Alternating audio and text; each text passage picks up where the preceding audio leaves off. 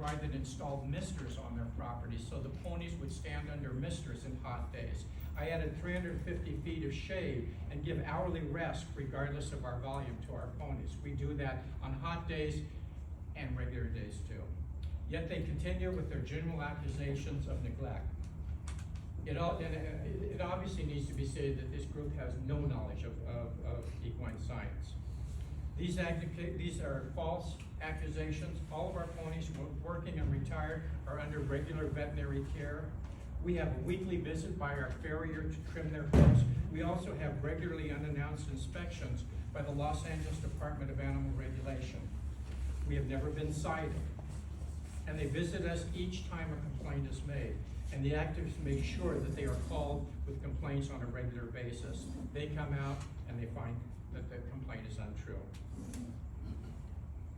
The city has thrown Steve Weeks publicly under the bus for this whole situation. I've been accused of being an animal abuser in the media, both print and on TV, by this radical group. You can only imagine how that makes me feel when the real problem is the protesters and their lives. The city never publicly or openly came to my defense, even though they knew many of these statements were false that the protesters were making.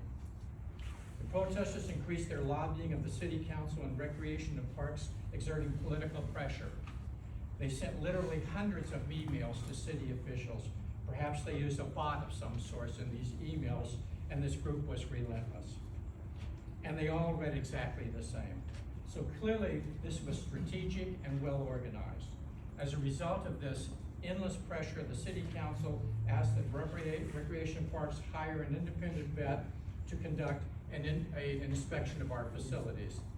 The vet that the recreation parks hired released her inspection report, which most of you have read and we know about.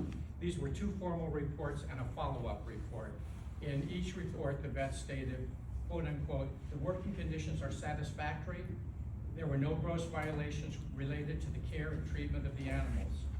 The improvements and ongoing changes made to the operations of the pony rides, including new policies and practices, meet the current legal standards set forth in California Health and Safety Board, under the Horses for Hire and Animal Welfare Act. Excuse me, Steve. Yeah. How much longer do you have? A couple minutes. I'm sorry.